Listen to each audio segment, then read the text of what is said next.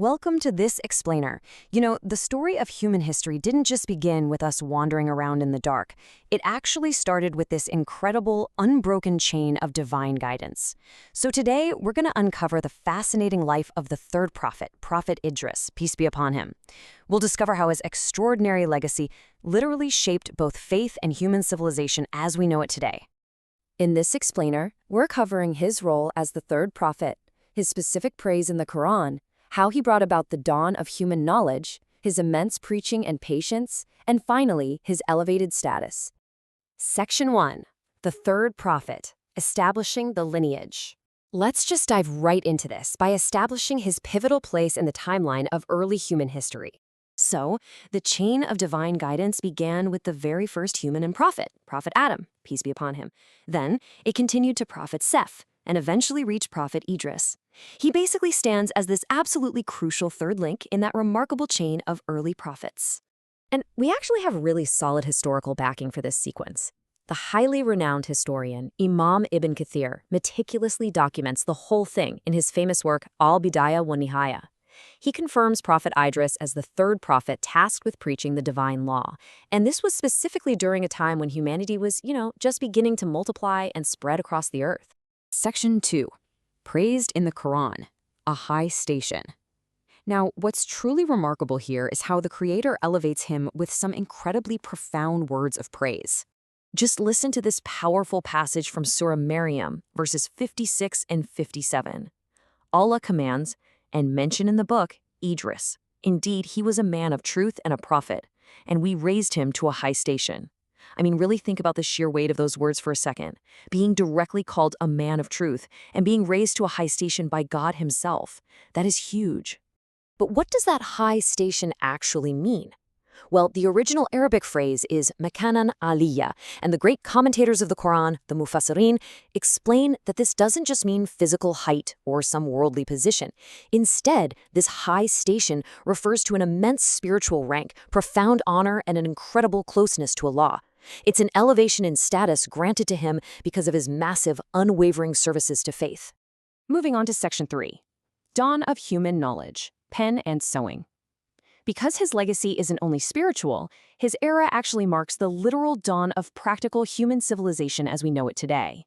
Historical records show a man of just unmatched intellect. He was gifted with immense wisdom and is widely recognized for introducing mathematics. But perhaps the most incredible part? He is credited with the very first use of the pen for writing. Plus, he introduced the art of sewing tailored clothes so early humans could finally properly cover their bodies. Talk about a massive civilizational leap, right? Before Prophet Idris, humanity literally did not know how to write down their thoughts. They didn't even know how to sew clothes. Then comes his era. The pen is invented, tailored garments are introduced. So to put that into perspective, every single time you or I use a pen to jot something down or put on a tailored shirt, we're benefiting directly from the intellect of this great prophet. It's amazing to think about. And what's truly inspiring is how he went about his daily life. He didn't just separate his worldly crafts from his faith. Not at all. He seamlessly combined his innovations, like writing and sewing, with deep spirituality. He was constantly engaging in the zikr of Allah, the constant remembrance of God, while he worked. It's really the ultimate example of mindfulness, showing us that our daily work can and absolutely should be tied to a higher purpose. Section 4. Preaching and Patience, the Sabirin. So why was such immense patience required from him in the first place? Well, during his time, misguidance and evil began to rapidly spread in early society. In response, I just bravely stepped up. He actively preached Tawheed, which is the absolute oneness of God, and firmly warns his people against their sins. And naturally, because he challenged the status quo, he faced severe pushback. He went through extreme hardships, but he bore all of it with immense, unyielding patience. His endurance during these trials was so monumental that Surah Al-Anbiya, verse 85, literally immortalizes him for it. The Quran states, "And mention Ishmael and Idris and Dhul-Kafil, all were of the patient." So he is permanently etched in divine history as one of the Sabirin, the immensely patient ones who just never wavered. And the very next verse confirms the ultimate result of that extraordinary patience. Surah Al-Anbiya, verse 86 says, "And we admitted them into our mercy.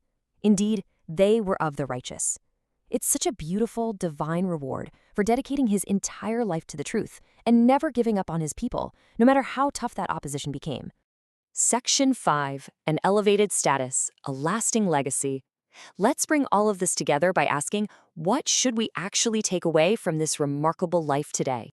To quickly summarize his incredible impact, Prophet Idris completely dedicated his life to Allah's obedience. But he didn't just keep his wisdom to himself, right? He spread fundamental human knowledge and skills to all of humanity, working tirelessly to reform his society through just unmatched patience.